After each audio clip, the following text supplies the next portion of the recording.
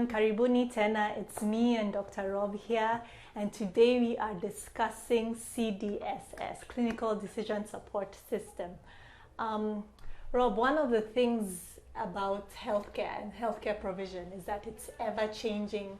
So much more new information is coming out. We as providers are consistently needing to be on top of our game in terms of guidelines, appropriate treatment recommendations. New diseases like coronavirus are coming about and things are ever changing. Could you give us a little bit more insight on what that looks like and in terms of facts and statistics that you may have?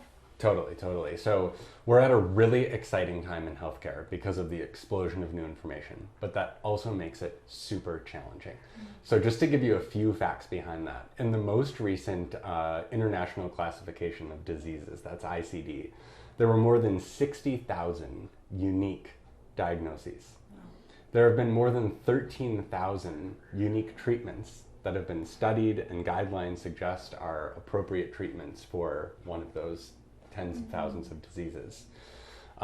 If you look at the rate of doubling time of medical information, it's now estimated that new medical information is replaced every 8 years. So every 8 years, we need to completely learn everything we know about medicine again. Almost impossible for any one individual clinician to keep up with. And I think one of the really important findings over the last 20 years has been the so-called implementation gap, which is the difference between what we know is guideline-based care for a condition and what actually happens in the real world. And when I first learned about that in medical school, it was really kind of mind-blowing for me that there's such a big gap between what we know is supposed to happen and what's actually being delivered to patients. Yeah. I think that is amazing. When you say 8 years, that means for me, from the time I'm done with med school, I'm already needing a refresher. And I think that's what you've described explains why the Clinical Decision Support System comes through CDSS. Because from what I understand, it is a guideline on treatment recommendations, on linked to specific diagnosis. It supports with some patient education information that we need to share. It's even able to suggest alternative diagnosis in some situations.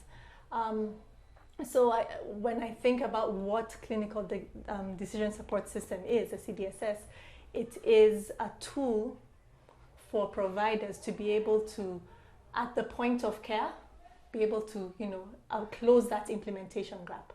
So for example, we know that gastroenteritis, we must give ORS, we must give zinc, and that's an excellent example in which we know, was it 30 or 40% of the time, we're not prescribing ORS or zinc. And even talking about how medical knowledge is changing, IM and CI have now even added vitamin A to that.